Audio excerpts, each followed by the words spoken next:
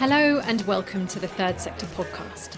I'm Lucinda Rouse, and in this bonus episode we're at Third Sector's annual conference. For the second year running, we've convened the sector in a heat wave, but that didn't hinder the programme of top-notch keynotes, panels and workshops covering themes of leadership, fundraising, finance, as well as a dedicated stream for small and medium charities. I briefly caught up with a few of the speakers to give you a flavour of the discussions. First up, Stonewall's Chief Executive, Simon Blake. He was in the opening session, and afterwards I asked him to reflect on a point he'd made about why it's well advised to communicate with intent. I think we were talking about the importance of storytelling, and I think in the drive to get content, we've done what lots of other media outlets have done, which is to just keep producing content. As long as it's a story, it doesn't matter. And so as a sector, what is it that we want to communicate? How can we communicate that? But how do we make sure it's a really good quality story is the question which I think more and more of us are learning. So when we talk about the retreat from some of the social media platforms, I think what we're really saying is we've realised that that isn't the place that we're going to win the argument or communicate the message. And for all of us, at limited resources, limited time, limited bandwidth, and for people listening to us to have limited bandwidth, let's make sure that we don't bombard them with just things. Let's make sure that we're trying to help them to understand what it is we're trying to do and the change we're trying to achieve. And how are you practising what you preach at Stonewall? The thing which we're trying to do is absolutely we are not perfect on this. But over the last month, I've been to an awful lot of events, and the modus operandi which lots of us do is take a photo, say we were there. It's not take a photo, say we were there. It's take a photo, say why we were there, what happened, what do people need to learn is probably the first step. But also, when are we publishing? Yeah, we don't have to be doing things all weekend. We don't have to be doing things at 10 o'clock at night. You made a really interesting point about the need to take joy in how hard social justice is. What did you mean by that? If we only focus on the hurt and the pain and the trauma, and I think it's really important to acknowledge that, then the risk is that we actually become burnt out and worn down. And I'm in too many meetings where I hear people say, I'm burnt out and I'm emotionally drained. And we can't be good leaders if we are burnt out and emotionally drained. So we have a duty to look after ourselves. We have a duty, particularly as chief executives, to ensure that we're stepping back, ensure that we're able to see that, yes, it's difficult, yes, it's challenging, but we're doing it because we believe in it. And when you've got the fire in your belly, you can take enormous joy from that. Good afternoon, my name is Fadi Itani. I'm the CEO of the Muslim Charities Forum. You made a very interesting comment about ice cream. And if you want to be making everybody happy, then you should be selling ice cream.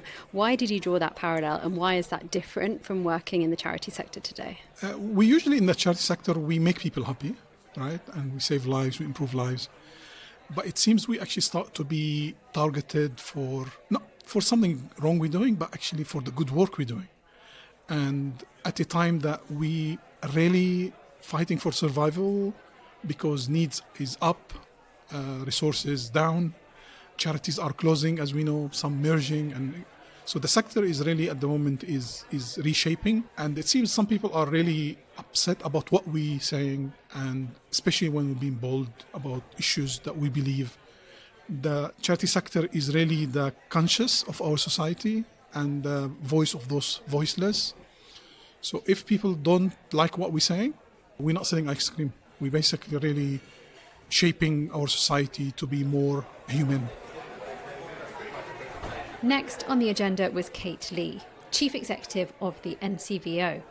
Like Fadi Itani, Kate acknowledged the difficult climate for many charities and spoke of the need for the sector to galvanise in response. As we're seeing society polarise, it would be mad to think that at some point that won't kind of penetrate into the sector and how the sector operates, how charities choose to operate together.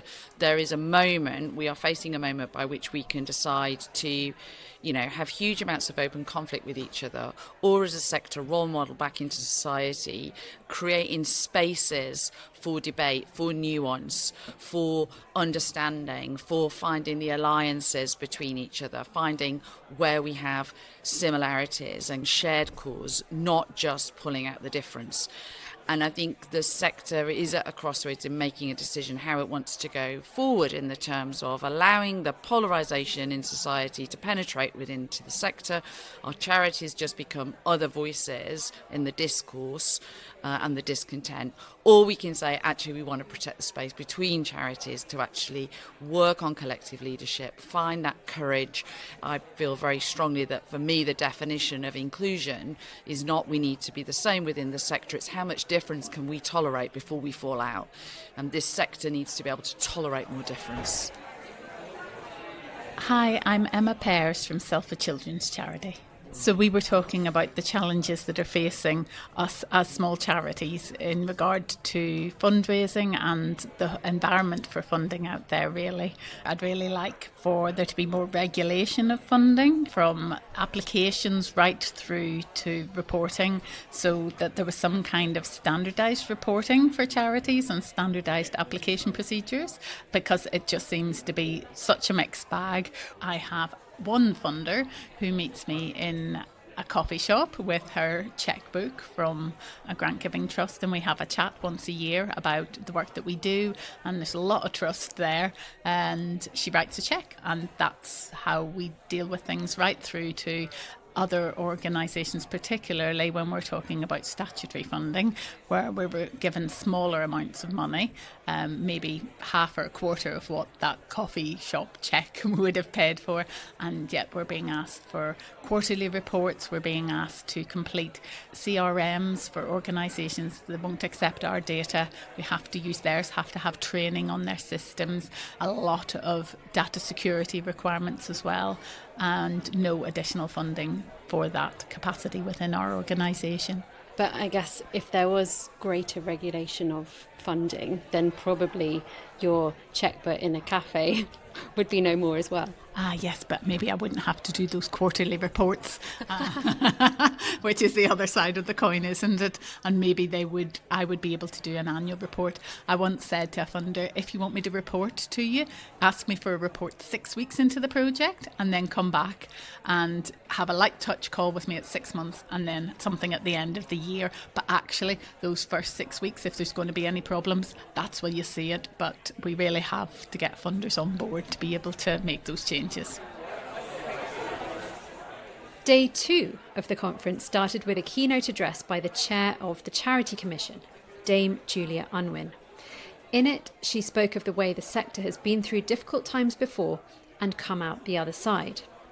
I asked her for her thoughts on how organisations can bolster their resilience today to ensure they're stronger for tomorrow. I think investing in your trustees, making sure your trustees are able to take ownership of the organisation, to lead it carefully, to make sure that your trustees are well informed of what's happening around you, that they are sighted on the options available to them, working with other charities, making sure that you are sufficiently agile to be resilient, because we all know that really rigid organisations can't cope with change. But modern, well-led organisations can move with change and can emerge better and stronger afterwards. And do you think that includes financial resilience as well? Because a lot would say that it's the whole system of grant making and funding that is undermining the resilience of the sector. I think there are lots of changes we can make to funding and finance and grant making of all sorts, and those changes are taking place and have done over decades. I think there are problems with some forms of funding, and then there are challenges to that. It's an iterative process. Nothing is set in stone. We've developed new ways of funding and financing organisations in the past. We're going to have to do it again, and we can do it again. And the whole theme of your keynote was continuity and change, and you said that the Charity Commission needs to make some changes. Could you tell me a little bit about those changes? Well, it's been making changes since it was formed. It has been developing in pace with changing times. And my reference in the talk to the difference from 30 years ago when I was last involved in the Charity Commission is enormous, but it's making changes faster than ever because society is moving faster. We are digitalising much more effectively. We are making sure that we're more closely connected with charities across the country, not just the big national networks. And certainly the senior leadership team and I spend a lot of my time listening to charities about what they need. We need to develop, but we need to do it consistently and slowly, and I don't think this sector needs any sudden moves from its regulator. On now to charity governance consultant Penny Wilson, who delivered a session on the relationship between charity chief executives and their boards. Any charity with a CEO, any charity large enough to have staff, will have that interface between the trustees and the staff. And I think that relationship between CEO and board is so central to good governance and to charities functioning well. And it's something that's often on the minds of CEOs when things go wrong. It's bad, it's bad, it's distracting at best, completely destructive at worst.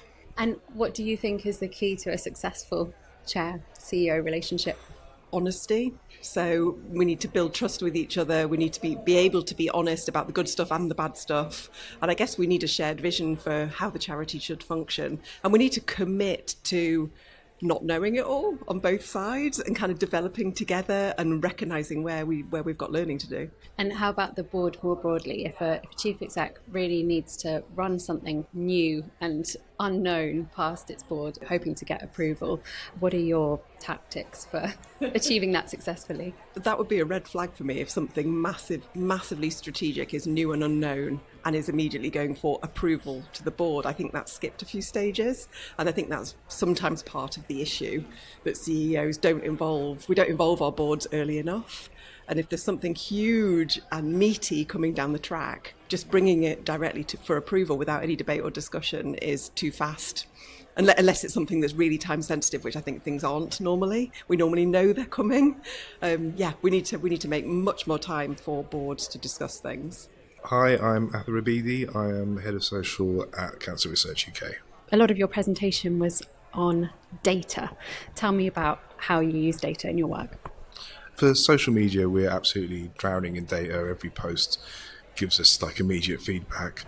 We use data to really inform everything that we're doing on social and make sure that we're being strategic rather than just ticking off items on a checklist across all the channels and across all of our platforms and products. I imagine that there are a lot of organisations who don't follow that approach and don't have a meaningful way of working out the impact that their social posts are having and the attribution that they can claim. What would your advice be for an organisation that wants to get started and get better at that? It's to invest the time in reporting, which you'll get back from being able to focus on quality over quantity. It's just use the data, extract the narrative from it, sell that narrative back to your stakeholders. Instagram and LinkedIn are our two sort of fastest growing channels, both in terms of follower count and engagement rate. I think that stands to reason. They're audiences that are much easier to visualize, that it's much clearer why it is they follow you on those channels and what they want. But on Instagram, people are really looking for content that inspires hope. So we see a lot of stuff that you wouldn't normally associate with Instagram because it's not visual doing very well. So text graphics announcing breakthroughs do really, really well. Whereas if we were to be talking about the same thing on LinkedIn, it could be literally the same news story. We would position it quite differently. We would talk about the impact, of course, but we would also lean into the science a bit more of a detailed explanation of what we're doing. Hi, my name's Taahra. I'm the co-CEO at ActionAid UK. You have just participated in the closing panel of the conference, which was entitled Rewriting the Rules. You made a really interesting point about the need to stop putting women of colour in leadership positions in charities that are really struggling. Could you tell me what prompted that comment? What prompted that comment is my own personal experience, that the chance that I got to lead an organisation was when the organisation was in deep crisis. And in fact, 3 women were put into power at that time. And, we could have very easily failed and at some points did feel like walking away from all of the problems. Fortunately, we didn't, and that's why we're here today still. On that point, where you were thrust into a senior leadership position at a very difficult time, would your preference then have been that a white man had taken over at that point? No, that wouldn't have been my preference, but my preference would have been to have a process in which we could have applied competitively for that particular role. I think we felt that we didn't have any choice because we really care about the organisation deeply and, we're women, so we want to shoulder the burden. You made another great point about the risk of putting people on a pedestal, because when you do that, they fall from a great height. I wonder if you could tell me what you meant by that, specifically in the charity context. I think that in the past we've expected our leaders to be charismatic. We look up to our leaders as heroes. We see our leaders as people who kind of have all the answers, can come and save us. And in fact, I think it makes all of us, including working in an organisation, more complacent, because it feels like the problem is on someone else. And the problem is that nobody can save everybody else. We are actually all in this together. Okay, as a leader, you're paid more, you will take more responsibility and more accountability, and you will take the tough decisions. But I think that if people put you on that pedestal and expect you to have all the answers, they will be very disappointed, and it won't work for your organisation.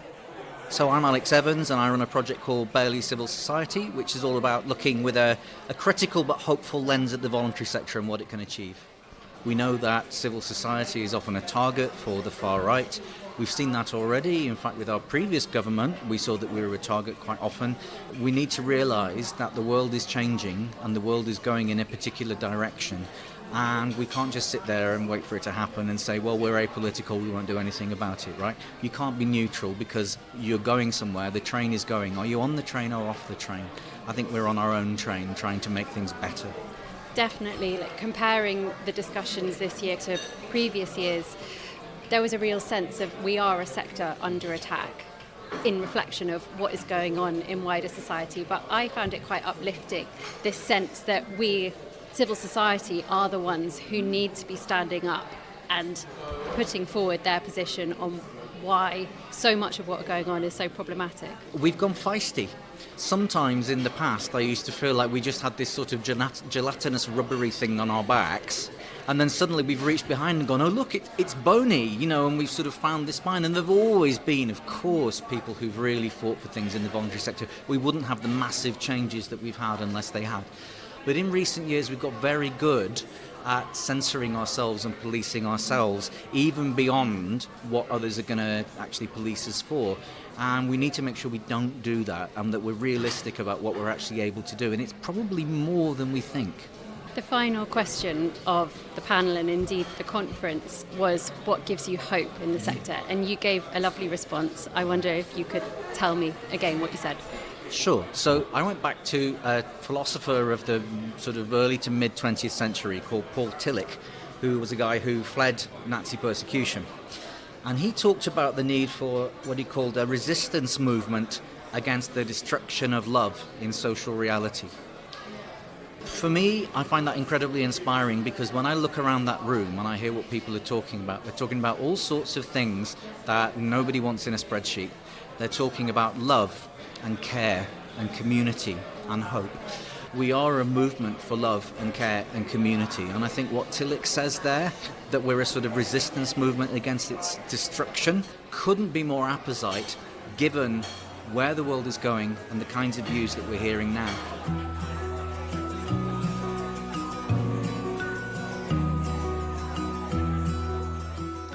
I hope you enjoyed this snapshot of Third Sector's recent conference. Thank you so much for listening. We'll be back again on Friday with our monthly editorial team meeting.